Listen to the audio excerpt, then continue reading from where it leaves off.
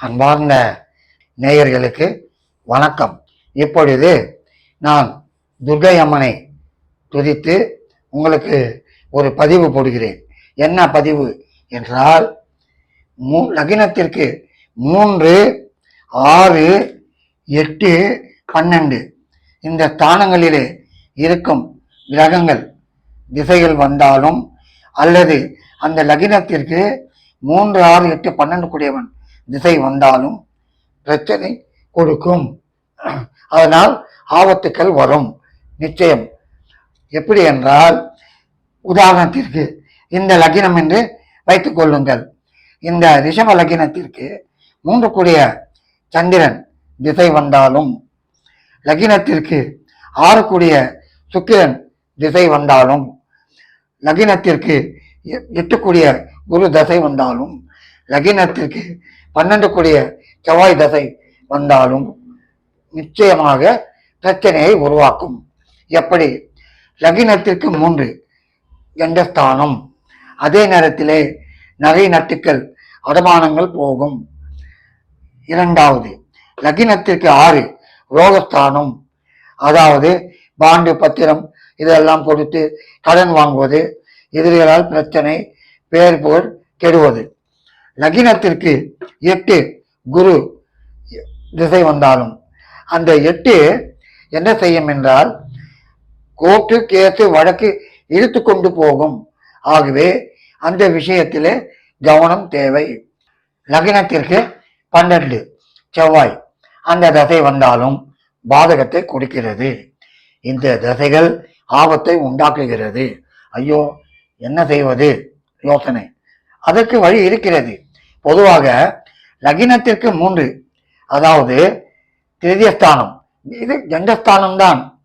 ஏதாவது ஒரு பிரச்சனையை கொடுத்து கொண்டுதான் இருக்கும். ஆகவே அதில் எப்படி உஷாராக இருக்க வேண்டும் என்றால், அந்த 3 கூடிய தசை வரும்பொழுது எந்த தசை வருகிறதோ அந்த தசை மாதத்திலே ஒரு நாள் நீங்கள் உங்களுடைய பெயருக்கு கோயிலுக்கு சென்று, எந்த கோயிலுக்கு, முருகன் கோயிலுக்கோ அல்லது பெருமாள் கோயிலுக்கோ சனிக்கிழமை அன்று சென்று உங்களுடைய பெயருக்கு அர்ச்சனை செய்யுங்கள். நிச்சயமாக பலித்தம் வரும். இந்த 6 கூடியவன் திசை வந்தால் சிறு கடன் வளர்ந்துவிடும், சிறு வியாதி பெரியதாக வளர்ந்துவிடும். ஆகவே தேவையில்லாமல் குழப்பத்தை கொடுக்கும். அதிலும் கவனம் தேவை. இருப்பதிலே பிரச்சனை பண்ணக்கூடியது 8, மேலிருந்து கீழே விழுவது, விபரீதம் ஏற்படுவது, விபத்து ஏற்படுவது, இதையெல்லாம் கொடுக்கும். 12 அயல் நாட்டிற்கு போக வேண்டிய நேரம் வந்தாலும் கொஞ்சம் தள்ளி போடுங்கள். 12 பிரச்சனையை கொடுக்கக்கூடிய இடம்தான். அதே நேரத்தில் மறைமுகமாக சில பிரச்சனைகள் உங்களை தேடி வரும்.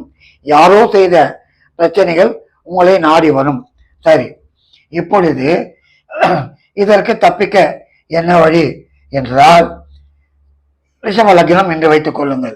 இந்த லக்னத்திற்கு 3 கூடியவன் வந்து விட்டான்.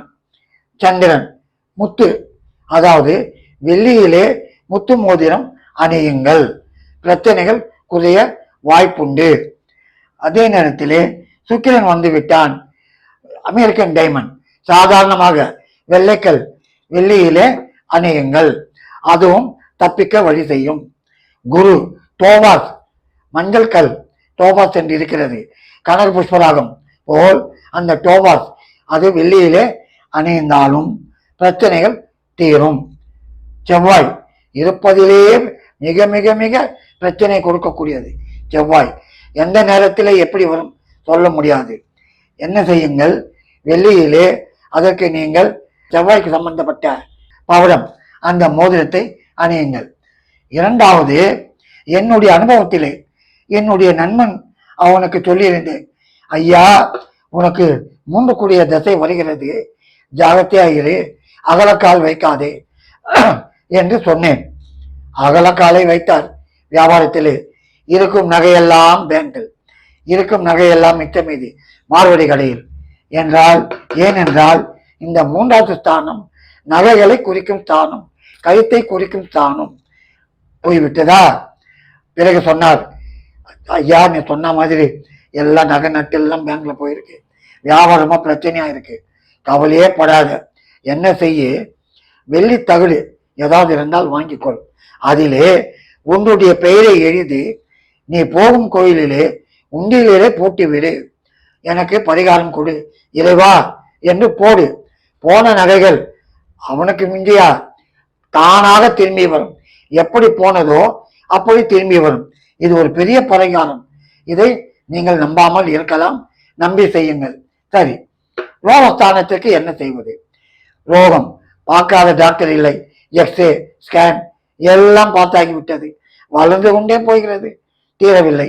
என்ன செய்யலாம் என்றால், நீங்கள் என்ன செய்ய வேண்டும்? பரிகாரம் இருக்கிறது. அந்த பரிகாரத்தை நீங்கள் வலது புறமாக 3 முறை, இடது புறமாக 3 முறை சுற்றி அதை என்ன செய்ய வேண்டும்? ஏதாவது முச்சந்தையிலே இரவிலே ஒரு 8-9 மணிக்கு மேல் போட்டு விடுங்கள். ரோகம் நிவர்த்தியாகும். இதையெல்லாம் சிம்பிள். இதிலே உங்களுக்கு நிவர்த்தி உண்டு. கடன் தீரணும். என்ன செய்யணும்? கருப்பு நாய் இருந்தால் அதற்கு ஏதாவது உணவு கொடுங்கள், கடன் பிரச்சனை தீரும். 8, விபரீதமாக மேலிருந்து கீழே விழுவது, சறுக்கி விழுவது, வண்டியிலே போகும்போது ஆக்சிடென்ட், இதற்கு என்ன செய்ய வேண்டும்? அந்த 8 சனி சம்பந்தப்பட்டது. 8 சாதாரணமாக 8 குரு தசையாக இருந்தாலும் அந்த சனி ஆக்சிடென்ட் எல்லாம் கொடுப்பான், சனியும் செவ்வாயும். ஆகவே நீங்கள் மாதம் ஒரு தடவை ஏதாவது பக்கத்திலே பெருமாள் கோயில் இருந்தால் போய் வாருங்கள், அல்லது நீங்கள் போகும் கோயிலிலே நவகிரகம் இருந்தால் அங்கு சனீஸ்வரனுக்கு நீங்கள் ஏதாவது பூஜை அர்ச்சனை செய்து விடுங்கள். 9 சுற்று சுற்றி விட்டு அங்கு ஏதாவது செய்துவிட்டு வாருங்கள். செய்துவிட்டு பார்க்க வேண்டாம், திரும்பி பார்க்காமல் வந்து விடுங்கள். இங்கு செவ்வாய், இதுவும் பிரச்சனையானது. இதற்கு என்ன செய்ய வேண்டும்? முருகன் கோயிலுக்கு போங்கள். அந்த முருகன் கோயிலுக்கு போய் நீங்கள் என்ன செய்ய வேண்டும்? உங்கள் பெயரை சொல்லி அர்ச்சனை செய்யுங்கள். இந்த 12 கூடிய பிரச்சனையான ஒரு இடம், அந்த இடம் சமரசம் ஆகும்.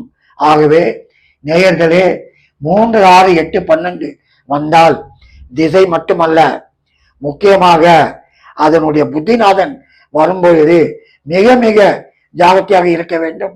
அகலக்கால் வைக்காதீர்கள், எல்லாம் தெரியும் என்று பேசாதீர்கள்.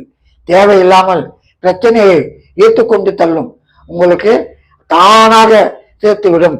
ஆகவே உங்களுக்கு தசாநாதன் வந்தாலும், புத்திநாதன் வந்தாலும், அந்தரநாதன் வந்தாலும் நீங்கள் ஜாகிரதையாக இருக்க வேண்டும். 2வது, இந்த தசைகள் வரும் பொழுது அதே நேரத்திலே அஷ்டம சனியோ, பாத சனியோ, ஜென்ம சனியோ வந்தால் ஒரு பிடி சோறிலே சிறிது எல்லை கலந்து காக்காய்க்கு தினமும் வைத்து விடுங்கள். பிரச்சனை நிச்சயமாக குறையும். வேண்டுமானால் பாருங்கள். நன்றி, வணக்கம்.